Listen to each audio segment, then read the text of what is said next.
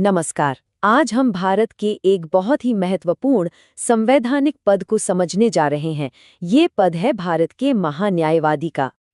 तो चलिए सीधे एक सवाल से शुरू करते हैं। सोचिए, जब खुद भारत सरकार को अदालत में अपना पक्ष रखना हो तो उनका प्रतिनिधित्व कौन करता है, उनका वकील कौन होता है? इसी सवाल का जवाब है एक बहुत ही अनोखा संवैधानिक पद, भारत के महान्यायवादी, जिन्हें हम अटॉर्नी जनरल ऑफ इंडिया भी कहते हैं। अगर आसान शब्दों में कहें तो महान्यायवादी या एजी देश के सबसे बड़े कानून अधिकारी होते हैं। और हाँ, वे यूनियन एग्जीक्यूटिव यानी संघ की कार्यपालिका का एक बहुत अहम हिस्सा भी हैं। अब इस पद की बनावट पर गौर करते हैं, जो बहुत ही दिलचस्प है। इनकी नियुक्ति भारत के राष्ट्रपति करते हैं और इनकी योग्यता होनी चाहिए सुप्रीम कोर्ट के जज बनने के बराबर। लेकिन जो सबसे खास बात है वो ये है कि इनका कोई फिक्स्ड कार्यकाल नहीं होता। ये राष्ट्रपति के प्रसाद पर्यंत, मतलब जब तक राष्ट्रपति चाहे तब तक पद पर बने रहते हैं। इस व्यवस्था से इस पद में विशेषज्ञता और लचीलापन दोनों बने रहते हैं। चलिए अब थोड़ा संविधान के पन्ने पलटते हैं और देखते हैं कि इस शक्तिशाली पद को आखिर बनाया कैसे गया है। असल में ये पूरा पद भारतीय संविधान के सिर्फ एक शक्तिशाली अनुच्छेद से बना है, और वो है अनुच्छेद 76। और फिर आता है अनुच्छेद 88, जो इस भूमिका का एक बड़ा ही दिलचस्प विरोधाभास सामने लाता है।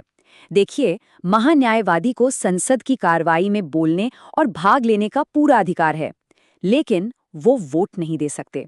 क्यों भला? क्योंकि वे एक चुने हुए सदस्य नहीं होते। तो कह सकते हैं कि उन्हें आवाज तो मिलती है, पर मत नहीं। तो सवाल उठता है कि अटॉर्नी जनरल असल में दिन प्रतिदिन करते क्या हैं? इनके काम क्या हैं? इनके कर्तव्य काफी व्यापक हैं।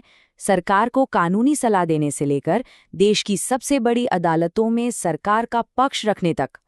एक और दिलचस्प बात यह है कि उन्हें सरकारी सेवक नहीं माना जाता, और तो और वे अपनी निजी कानूनी प्रैक्टिस भी जारी रख सकते हैं। बस शर्त यह है कि वो सरकार के खिलाफ कोई मामला न लें। यहाँ पे अक्सर लोगों को अटॉर्नी जनरल और कानून मंत्री की भूमिका में थोड़ा कंफ्यूजन होता है। तो आइए फर्क को साफ साफ समझ लेते हैं।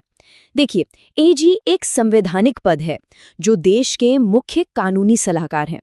वहीं कानून मंत्री एक राजनीतिक पद है, वो कैबिनेट का हिस्सा होते हैं और अपने मंत्रालय के प्रमुख भी। अब ये तो हुई पद की बात जो संविधान में लिखी है, लेकिन इस पद को संभालने वाला एक व्यक्ति होता है, और यहीं पर अक्सर राजनीति की भूमिका भी आ जाती है। भारत के जो मौजूदा और 16वें अटॉर्नी जनरल हैं, वे हैं सीनियर एडवोकेट आर वेंकट रमनी।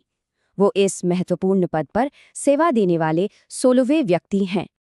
क्योंकि अटॉर्नी जनरल की नियुक्ति सरकार की सलाह पर होती है, तो एक तरह की परंपरा सी बन गई है कि जैसे ही सरकार बदलती है वे भी अपना इस्तीफा दे देते हैं।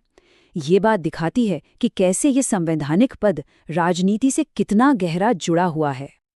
और ये जो राजनीतिक जुड़ाव है ये कई बार बड़े विवादों की वजह भी बना है। जैसे इमरजेंसी के दौरान अटॉर्नी जनरल नरेन डे ने अदालत में दलील दी थी कि जीवन का अधिकार भी निलंबित किया जा सकता है। इस दलील ने एक बहुत बड़ी संवैधानिक बहस छेड़ दी थी। या फिर हाल के सालों में 2G स्पेक्ट्रम और कोलगेट जैसे मामलों में जी वाहनवती की भूमिका पर भी सवाल उठे। वो तो भ्रष्टाचार के एक मामले में गवाही देने वाले पहले एजीबी बने। तो इन सब बातों का निचोड़ क्या है? आखिर ये भूमिका इतनी मायने क्यों रखती है? चलिए समझते हैं। देखिए, ये पद कानून और राजनीति के बिल्कुल चौराहे पर खड़ा है। अटॉर्नी जनरल से उम्मीद की जाती है कि वो सरकार के वकील भी हों और साथ ही साथ कानून के शासन के संरक्षक भी। मतलब उनकी दोहरी भूमिका है, और उन्हें ये सुनिश्चित करना होता है कि सरकार संवैधानिक दायरे में रहकर ही काम करे। और यहीं पर आकर हम एक बहुत ही बुनियादी और सोचने पर मजबूर करने वाले सवाल पर रुक जाते हैं। सवाल यह है कि क्या एक ही व्यक्ति सरकार का वकील और कानून का संरक्षक, ये दोनों भूमिकाएं पूरी निष्ठा के साथ निभा सकता है? ये इस शक्तिशाली और जटिल पद की प्रकृति पर एक बहुत बड़ा सवाल है।